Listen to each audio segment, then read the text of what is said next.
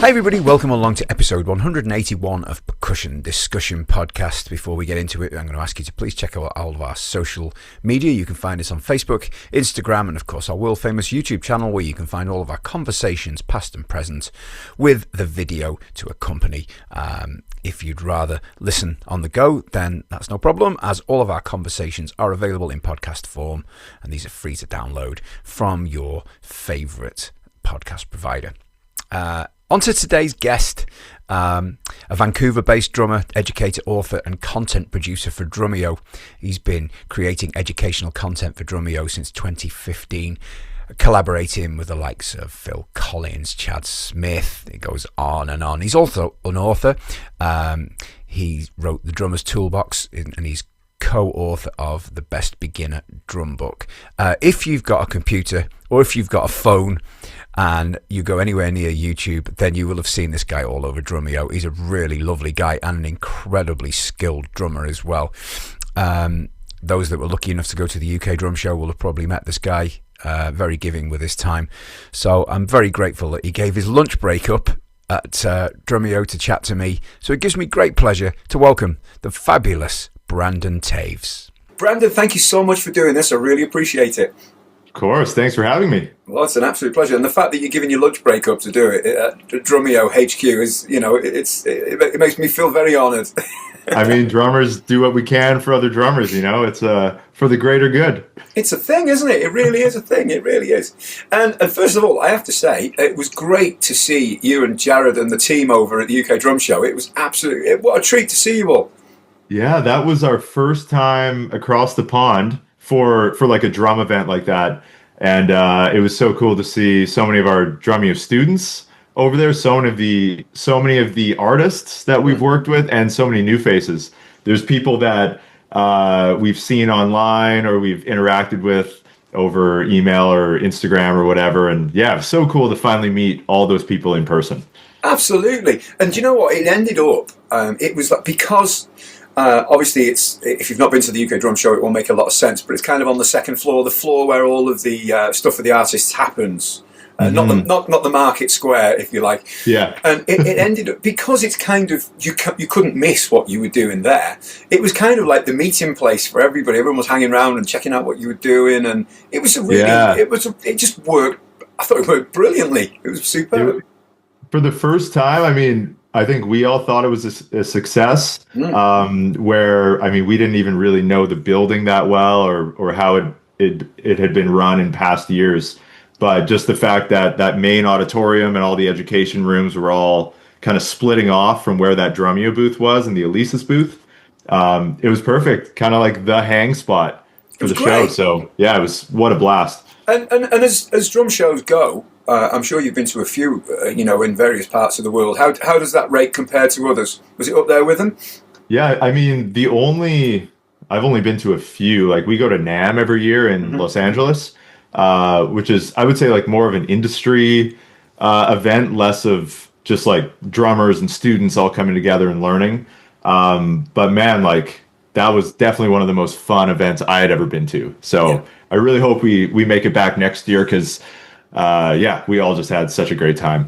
Well, I think everybody who was there hopes so too. And I mean, it's great in the day, but it's a great hang in the evening as well, isn't it? Yeah. What I'm talking about. I don't have to say the name of the place. But if you know, right? And there's a lot that don't, so we don't want to spoil it. It's busy enough getting served at the bar as it is, so we don't want to. That's right. But it is a great hang, and there's all those restaurants around there, and you don't have to go far. And tell me, did you check any of Liverpool out while you were there? Man, we did. We checked out just around the venue, so there's a few places to eat and stuff like that. But on our very last day, our train was leaving at, I think it was noon, and Greg Bissonette was hanging out at the UK show. And he's like, man, have you seen any of Liverpool? And we're like, man, unfortunately, we just like this area around the venue to eat, but we really haven't seen anything. And he said, well, I've got some guys with me they're driving him around while he was in town, and he was going on a clinic tour right after that. He's like, we can squeeze in a Beatles tour of Liverpool. How much time do you have? He said, well, we have like 2, maybe 3 hours at the most. He's like, let's do it. So we did film the whole thing. So at the end of December, this month, at the time of filming this podcast, that video will come out. So all of you will get to see that tour, and check out all the places we went. But yeah, we went to Strawberry Field, Ringo's House, Cavern Club, Penny Lane. We kind of saw as many places as we possibly could, and we almost missed our train. We had 3 minutes to spare, just throwing our stuff out of the van, running to the train, and it all worked out. But that was unreal. So cool to see some of those sites. And as a Beatles fan, and as a fan of Ringo and Greg, getting to see all those places through Greg's perspective was the coolest thing in the world. That's amazing. Oh, yeah. So cool. It's a great city, Liverpool. It really is, you know. But yeah, such a cool city. Yeah, yeah. Well, and I mean this sincerely, I really hope you come back again and do it. 'Cause I hope so too. It was great. It was just the whole thing. It just, and like you say, it's a kind of in the middle of all of the performance areas. So people are queuing to get in one place, and then they'll say, "Oh, what's going on here?" And it was just brilliant. It worked so nicely, and a great weekend. Yeah, for sure. Hope there's many more of them. Yeah, I do too. Venue works great. It's just it's spot on. I'm a big fan, I have to say. I never miss. Even though I can probably drive there in 50 minutes from my house, I still stay over. I still stay over and do the whole experience. Yeah, it's got to be done, hasn't it? It's got to be done. That's great. And I owe you a massive apology because I massively underestimated your drumming skills. Now, obviously, I know you from Drumeo, as many people do, and I know you play. But when I caught your masterclass in Mike Doll's bedroom, I was a little shocked, shall we say. So, were you there? You were there at the clinic? I was, yeah. I sneaked in at the back. No way. Yeah, I was. Yeah, thanks for coming. No, it's awesome. An absolute pleasure. So I was blown away. Yeah, so I do apologise for underestimating your talent. That's okay. That's okay. Yeah, how did that go? Do you do a lot of things like that? I don't do a lot of in-person events, but I love doing them when I get the chance. It's fun to do something different from what I usually do on video for the Drumeo channels and stuff. And I always like to say my job and my career is kind of split in two. One half is trying to be the conduit between these artists and these famous drummers and the students. Our members, our audience on YouTube, and trying to ask the right questions and be the host in those videos to get the best information and the most helpful information to all of the people who watch. So that's like one part. And then the other part is actually filming, breaking down these drum parts, playing. And so I kind of get to dabble in both of these worlds as host and drummer. And when I get to do that in person, it's so fun because you actually get the live interaction element where on video you can ask questions and you can engage the audience in a certain way, but you don't get a direct response other than in the comments. So when you're in a room with a few hundred drummers and you can actually ask a question, how many of you in the room love Zeppelin, or how many of you have actually learned this style of music, and you can actually see 40 hands go up or no hands go up. I love that live interaction component. So I hope to do more of that in the future. I had a blast, and it's always fun to kind of have something to work up to. So I spent a few weeks kind of prepping that presentation, or whatever you want to call it, learning the tracks and stuff. And I always love doing some improvising and soloing and just seeing what happens. Because, I think a lot of people, they see all this polished work that their favorite drummers do, and it's so cool. Like, I aspire to be like the drummers I've heard on my favorite records, but to actually see someone go up there and figure things out in real time, some that work, some that don't work, I always found that really inspiring. And Dom Famularo was the first drum clinic I ever went to, and that was a big thing for him too. He would go up there and he would improvise and try things and make mistakes and blow our minds, and it was just like the ultimate experience. So I always look up to Dom. Once you can get Dom onto the drums. Yeah, exactly. He'll just talk your ear off. We miss him, man. We miss Tom. Oh, we do indeed. Well, you were talking about the two sides of your job. Which do you find the most challenging? Is it the host side, or is it the playing side, or is that a horrible question to answer?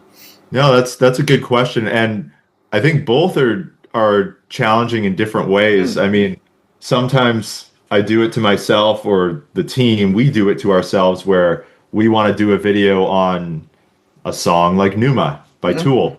Well, that means I have to get in there and actually play those parts, which that's a few weeks of prep work to learn those, and I want to do it justice. And I know that a lot of drummers, they expect a certain level of quality and accuracy from what we put out on Drumeo, which I love.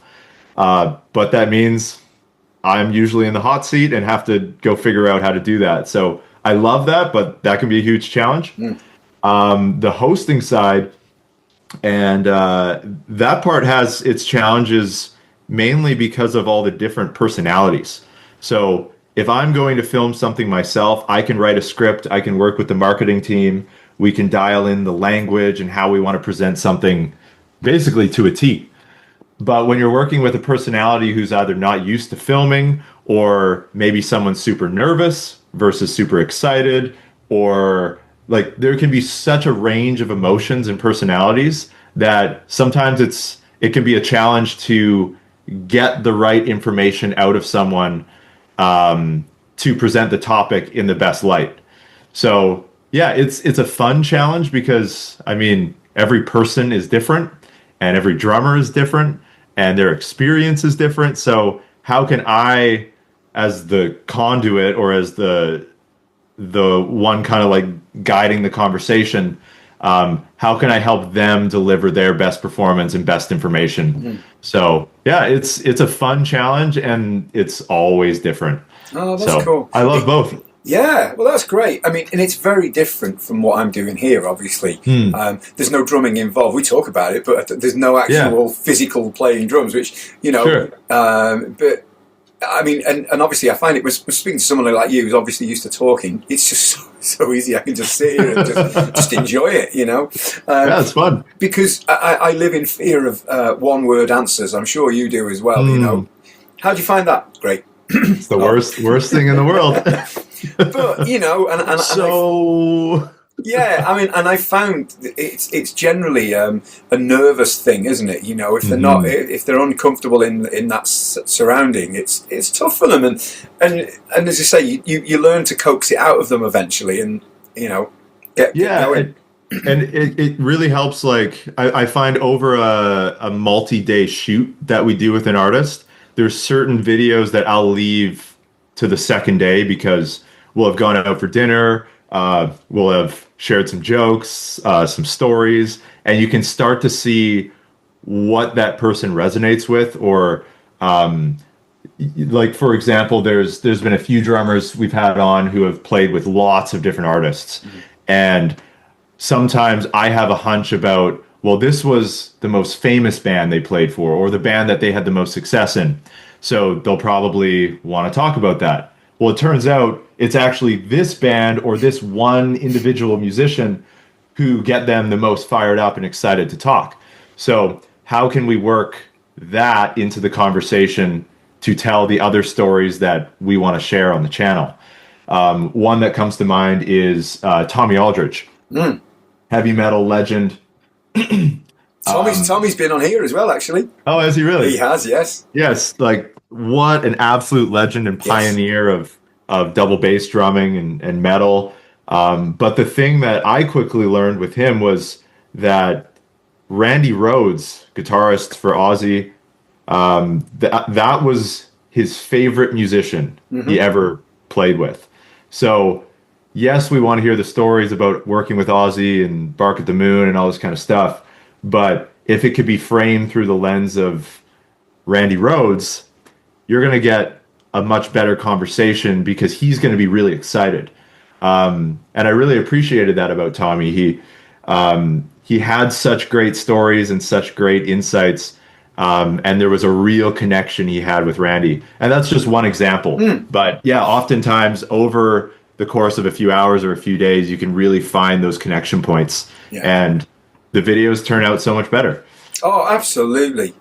I mean, and let's talk about what you do at Drumeo. Obviously, we've brushed on it, but first of all, how did you get the gig, if you like, with Drumeo? How did that happen? Because let's be honest, when jobs come to mind, if you could say, what do you want to do in the industry? Well, I'd like to do what Brandon does, please. It's like that. It's never a day in work. I'm sure it is. I know this. It's a lot of fun. But I'm sure it's hard work as well at times. But yeah, you're not digging holes in a road, are you? No, man. That's a great question. I'll try to do the somewhat abridged version, but straight up, this is the most rewarding, most fun job in the world. Working with the coolest team of super experienced and incredibly skilled people in the different worlds that they work in. And yeah, I'm the one on camera a lot, or presenting, or hanging out with a lot of these drummers, but it's this crew of people, the video editors, the audio engineers, the marketers, the script writers, like all these people make my job so much easier and put me in a good light. But going back to the beginning, Jared was my drum teacher when I was in 10th grade or 11th grade. I had been with my first teacher who taught me how to play drums for 8 years. I was thinking about going to university and studying music and doing my Bachelor of Music degree. And I just figured I needed a new set of eyes on my playing to figure out some new weak points or things I could improve on. So long story short, Jared was already selling drum lessons online and teaching. Freedrumlessons.com was already out. So they were posting all this content. I had seen those videos and was frantically downloading them because I thought one day they would just disappear and go away forever. But he put out this post on Facebook, and through friends of friends and family friends, I had seen this post pop up on my feed, and I knew of Jared. And he said he was looking to take on 4 private students. And I reached out to him, and we started taking lessons. I was the only student who reached out. And we started doing lessons at the local music store called Long and McQuaid. And I think after like 2 months or so, we decided we would just go to the Drumeo studio because the kit was better, the room was bigger, Jared didn't have to drive to the studio or to the music store. It was just like a better environment to do lessons in. I didn't know at the time, but he told me this maybe a few years ago. He said in the ad, he was saying he wanted to keep his teaching chops sharp and test some things on like real students. I later found out he was short on cash and actually just wanted to make some money. So well played, Jared. But I think that's true. That's what he told me. But yeah, we did lessons, and he taught me a lot about rudiments. I hadn't really dug into rudiments. He fixed my technique, or got me on the right path to fixing my technique. Taught me a lot of new styles of music, which I didn't know. And he really just broadened my perspective on all this stuff I hadn't tapped into up until that point. And he was also the first teacher or first person who actually, I remember my very first lesson with him, and he tested me on a bunch of things to see where I was at and basically told me that I sucked. And I'd never been told that before. And that was like a major turning point for me. Because yeah, it's like I'm the best drummer in my high school, like so many of us were when we were 16 or 17. And it actually takes someone telling you, hey, like you're actually not the best. Here's all this stuff we can work on. And if you take that to heart and actually practice, you'll reap the benefits of that, and you'll come out greater on the other side. So anyways, we do lessons. I start helping out with like these Drumeo VIP camps where students from all around the world come out, and we do like a week-long intensive. Those were a blast. We did those for a bunch of years. I went off to post-secondary to do my degree, and I asked Jared before I left, I said, man, I want to work here. when I come back. And he's like, well, you know how often things change around here, so time will tell. Like, man, that's not what I want to hear. Going into spending a bunch of money on my degree and hopefully having something at the end to having the skills and the experience to turn this into something. And I think it was 3 months in, I started transcribing for a bunch of the teachers who would come in. So locked in that skill, got really quick at it. Again, after being told that I wasn't quick enough. So I locked it in and got faster. And during my second, third, and fourth year, I started writing some of our first books for Drumeo, the Best Beginner Drum Book and the Drummer's Toolbox. Mm-hmm. So I was on like a full editorial schedule while taking classes. Didn't have time to do both, so I would, with some of the money I was making writing books, I would pay my friends to take notes in class, and I would write. And yeah, kind of figured out my like business mindset. Put those out, and that was like a great kickstart to my post-university career. I graduated university with 2 published books through Drumeo, which I'm so grateful I had the opportunity to do that, because it taught me how to write. It helped me apply a bunch of the things I was learning in university into a resource that I wish I had when I was a kid. And then when I graduated, I came on full-time as the product director, doing books full-time. It wasn't what I wanted to do. Like, it wasn't my like grand vision. It was a year before I graduated. I went for lunch with Jared, Dave Atkinson, and Jared's brother, James Falk, who's now our CEO of Musora. And I said, one day I want to work with the famous drummers who come in. I want to film videos behind the kit and teach or present, however that looks. And I want to lead a team. Those are like my 3 North Stars, whether it takes a year or 20 years. That's where I want to be. And they said, well, we don't have anything like that now, but we have either an events coordinator or we have this position doing books and publishing. So I took the books thing, which I actually loved for a while. I learned a lot. And then our company, through the pandemic and the company growing, we hired on a lot of people at that point. There were a lot of changes in the team. So long story short, a position opened where Dave Atkinson was moving up to kind of managing all of the content that we did at Musora. And there was this Drumeo opening. I'm like, man, that's it. So I moved into that position, started producing our educational content and the lessons and doing some project management, and really like learned the process for how content is made. And that made everything today so much easier, understanding how all the functions of the business work. And yeah, I mean, that was 2021 or 2020. The first drummers I ever worked with were Dom Famularo, Bruce Becker, Jim Riley, Mike Sleeth, Glenn Sobel, like just some great drummers and great educators. And yeah, the rest is history.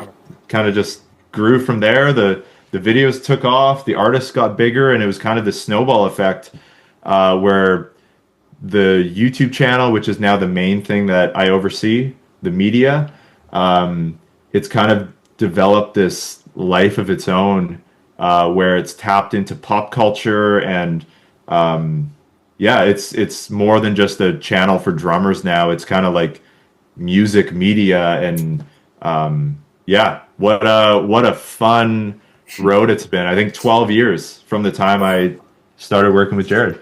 But you know, you've really worked your way up. You've earned your position, haven't you? You've not just strolled in and gone, right, I want the limelight, please. Man, I always tell people, like, some of my first jobs at the studio were like janitorial, shipping, doing landscaping for Jared, installing toilet seats, like just like you hear those stories. I remember hearing about like one of the first bands I ever loved when I was, or one of my favorite bands growing up was Bon Jovi. Mm-hmm. And I remember reading somewhere that I think John Bon Jovi worked in a some recording studio in New York, and he was doing like janitorial work.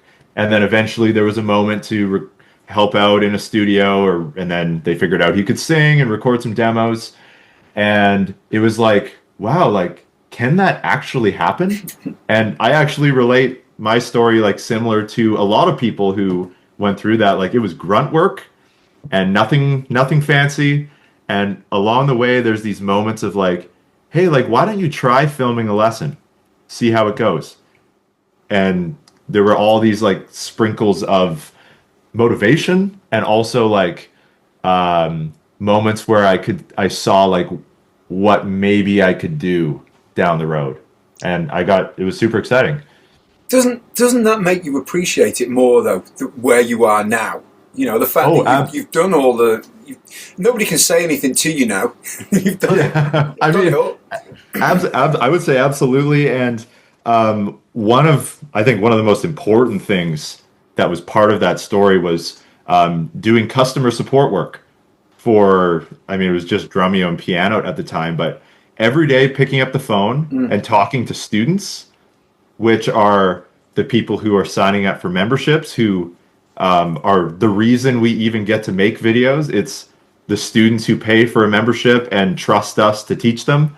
It's the YouTube viewers. It's all these people who actually interact with what we make every day.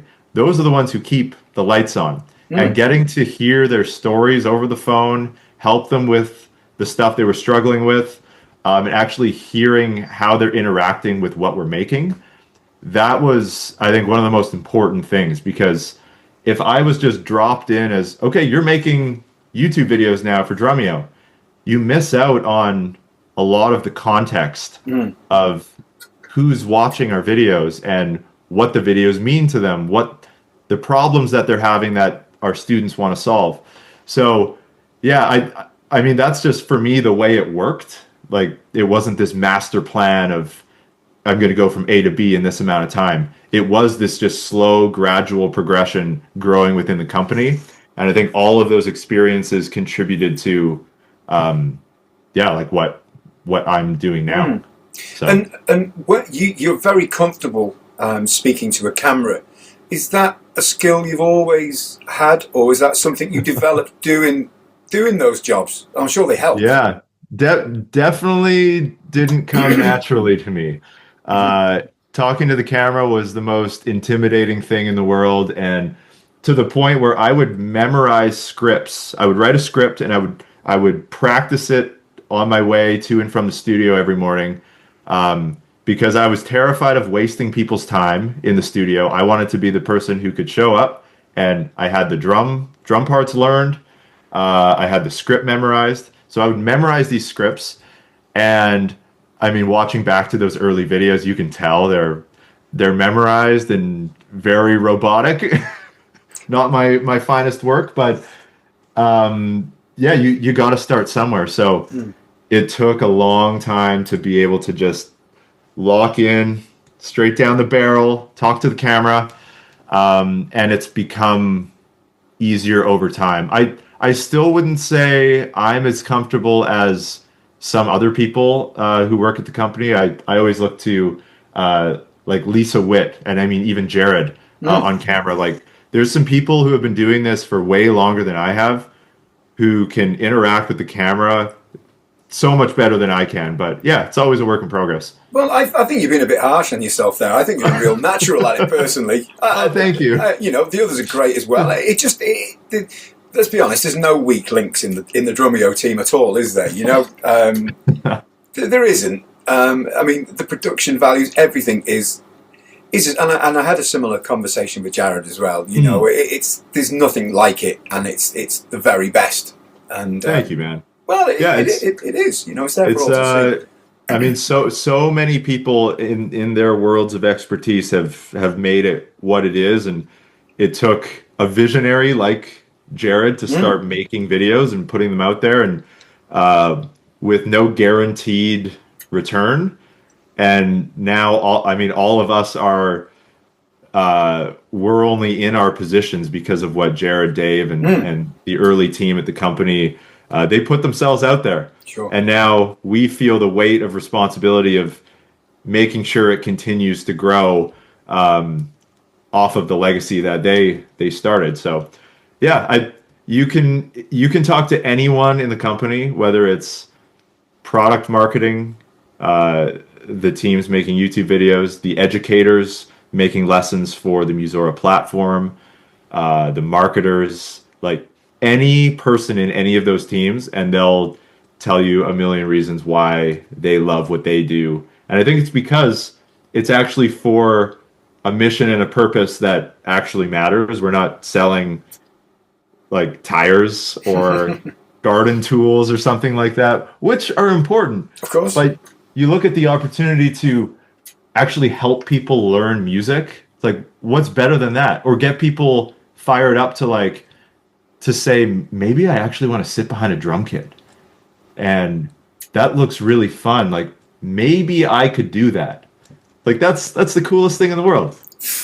Mind blowing. You know, that's incredible. That's what it's all about. Incredible. And, you know, there's never enough drummers in the world, is there? Let's be honest. That's right. It is the best community you could ever wish to be part of. And I know time's a little bit tight. You've got to have your lunch as well. But there's one thing in particular which blew my mind, and we all waited a long, long time for this one. And drummer first, I'm just going to say, oh gosh, talk us through. I mean, were you a Genesis fan, Phil Collins fan anyway? Absolutely. I mean, you get to go and sit in a chateau with Phil Collins and Nick, of course. Nick's a good friend of the show. Been on it many times for different things. Just tell us about that, because it was a beautiful piece of work. Firstly, so congratulations. Thank you. Yeah, that was probably to this day like one of the highlights of my life career. As a fan of Genesis and Phil since I was a kid, I was into the self-titled record. Loved Home by the Sea and loved like the melodic component of his stuff, but also it was prog. I loved Rush and Yes and all these prog rock bands. And Phil was like one that had something different. Like Rush was my favorite band growing up, but there was this like pop element to the Genesis stuff I would listen to when I was a kid that was super catchy, but the drums were like so cool. So I had put out a video in honor of Neil Peart. It was the 1-year anniversary of his passing, and I played snippets of, I think it was 175 Rush songs. And that was another like really cool video. There's a whole story about that, but I put that video out. Nick was a fan of Rush. Obviously, he loves prog rock. And we had started talking on Instagram after that video came out. And I'm like, dude, we should bring you out to the studio. He was on tour with Genesis and had done some tours with Phil at the time. And we're like, dude, we should bring you out and do some Genesis stuff and just document that because you're a beast. And so we get on a call, Dave and I, and we plan this Drumeo shoot. And years before that, I believe there was a pitch that went to Phil's team to do some kind of interview or project, and it was shut down immediately. I mean, Phil can do anything he wants, and it's like, why would he do something with an unknown YouTube channel in Abbotsford, British Columbia? Like, of all things, he would go to Disney, or he would go to some big thing. So it was shut down. That was years before. And so we're on this call with Nick, and we're like, man, like, obviously it probably would never happen. But do you think your dad would ever do something like with both of you? Like you and your dad sitting down talking about drumming and I don't know. And he's like, well, I can ask him. That might be cool. And so we're like, sure, like no one's getting their hopes up. And he texted me like 3 or 4 days later, and he's like, man, it sounds like my dad's in. We're like, God. Oh, like, are you sure? Like, what would that look like? And now our heads are spinning. And he's like, well, we could do an interview. And he's like, well, he's not going to play drums. Obviously, he was retired from playing. Like we could do an interview. It would have to be close to where he lives. He's not going to fly.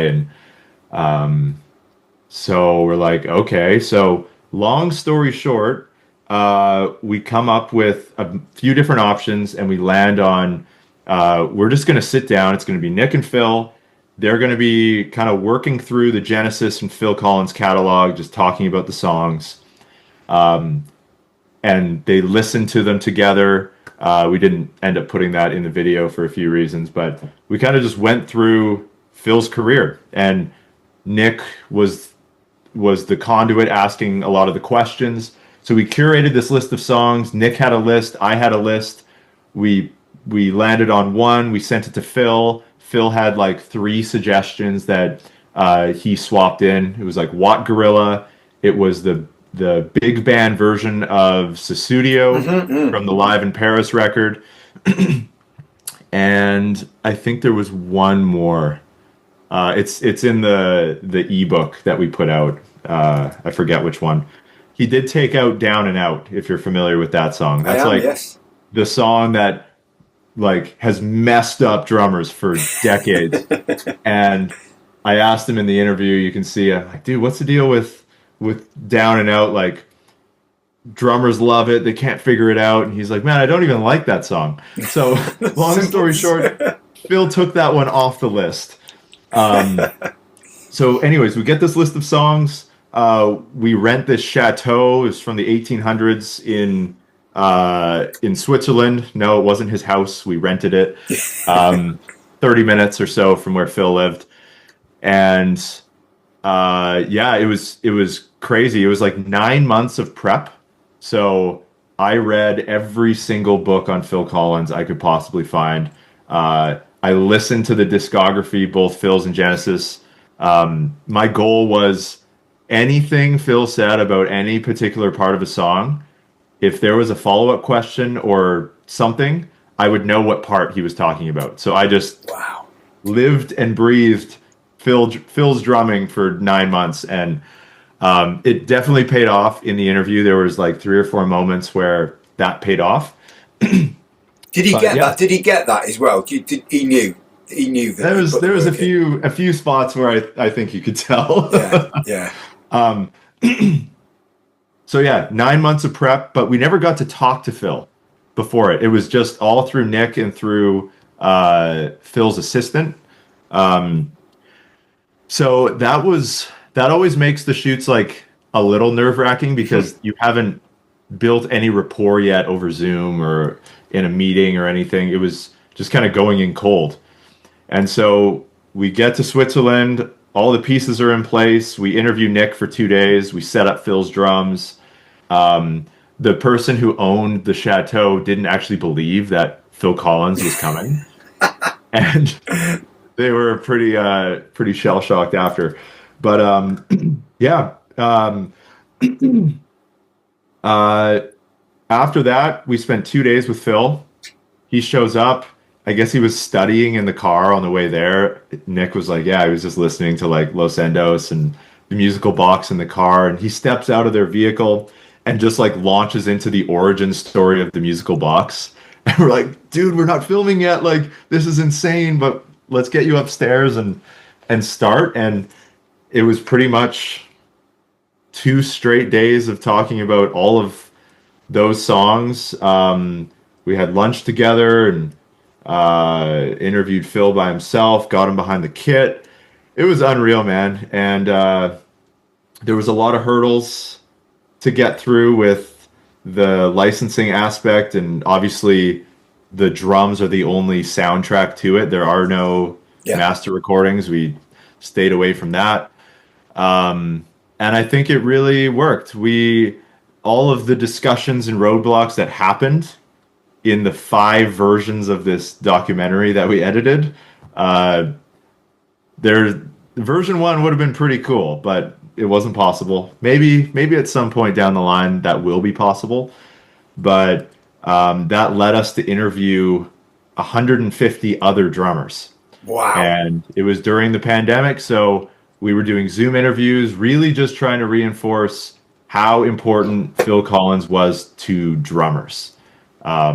and I think we nailed it. I think we tapped into all these different, like, Phil is important to metal drummers, rock drummers, pop drummers, jazz drummers, hip hop drummers, like every single aspect of drumming, Phil has left a mark on.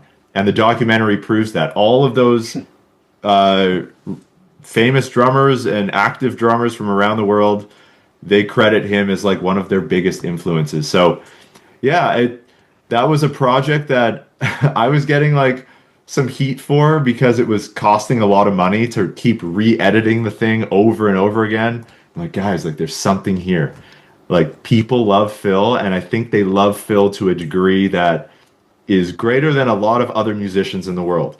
And yeah, I think it holds up, and I think it's changed people's perspectives on him not just being the In the Air Tonight guy or the Sussudio guy. He's a freaking legend. Oh wow. Just to get the insight on this is amazing. So thank you for sharing it with us. You know, because like you say, everybody loves Phil Collins. He's the man. If you don't, I don't know. I've got a problem with it. Me too. Me too. And Nick is he's the most humble guy. Nick is the coolest. We all say, like, we've worked with hundreds of drummers over the years. And we were just talking the other week, like, Nick is one of the coolest drummers we've ever worked with. Yeah. There's a lot of cool people that come out to the studio, but every once in a while, it's just like, man, the hang is so good. The teaching is great. It's just the whole package. Yeah, he's awesome. Just wonderful. Look, I know you've got to get some lunch, right? But there's one thing I have to talk about just to finish, and that's the first listen idea, which everyone loves that. Maybe apart from Todd Zuckerman, maybe. His episode was great. It was fabulous because he didn't want to do it. I know he didn't want to do it, and I know it cost one of Jared's snare drums to get him to do it. I know that. Did Todd tell you that, or did Jared tell you that? Todd told me, and then I mentioned it to Jared. Man, do you have any specific questions? I can dive into the Todd story. But. Well, I knew about that one, but I have to say, one of the last ones was a beautiful thing, and Steve Smith doing the Alice in Chains track. That was lovely, and but isn't he something else? He really is. Man. Steve is. Yeah, we've worked with him twice, and this second time, there was a bunch of stuff going on behind the scenes with the Journey stuff back in 2022, and so that's all behind him. And Steve he's playing at the top of his game. He was so much fun in the studio. Like, you can just tell his energy in that video is like, I was shocked when he pulls out the Drumeo Strikes Again thing, and like, dude, what? Like, you're binging these episodes before you got here? Like, what? But yeah, his rendition, and so good.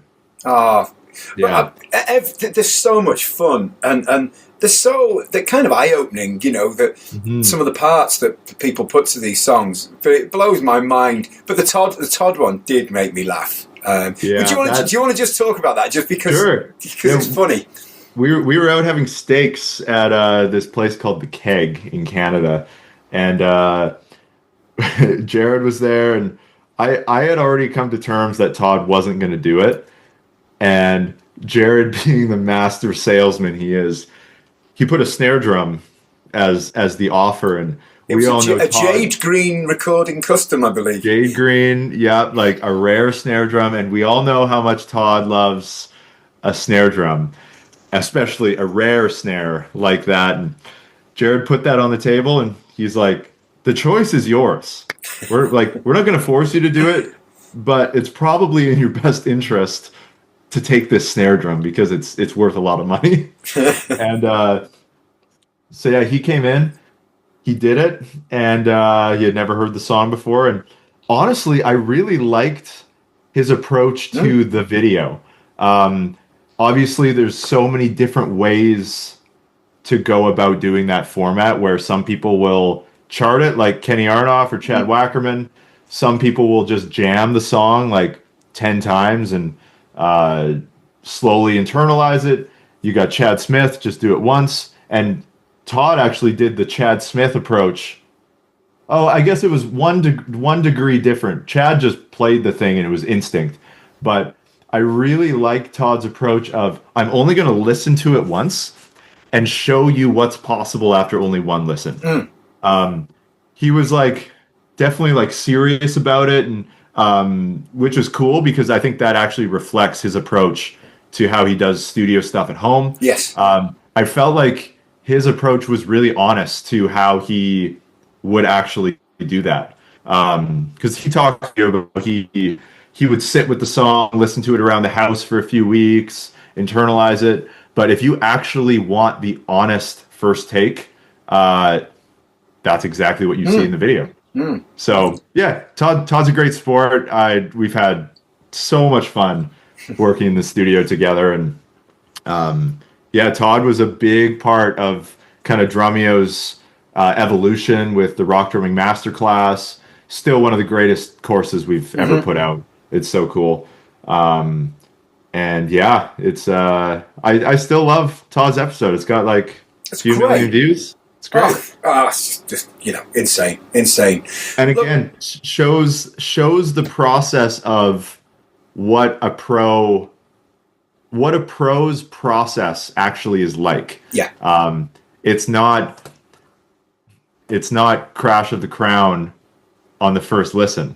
You know, it takes time to get to that, to develop a part. And I think it really shows the transparency of our heroes are humans too. And I think the people watching really appreciate that. Well, and it takes a team like yourselves to deliver that, and it's always done 100%, 110%, and it's Thank you, man. It's always entertaining and it's always top quality. And the good news is you can go and get your lunch now, so we're officially I'm looking forward to it. Brandon, thanks so much. It's been an absolute pleasure, and I really appreciate you agreeing to do it. So thanks. Yeah, for that. Dude, thanks for having me. I love the show, and we might have to do another one down the road. Well, there's plenty more to talk about, isn't there? So yes, definitely. Well, hopefully we'll get to meet up again at Liverpool next year. Definitely, and it'll soon come round. So there we go. Wonderful. Love it. Thank you so much, and I'll see you next time. Yeah, thanks, man. Thanks. Take care. Cheers. Thanks. Awesome, mate.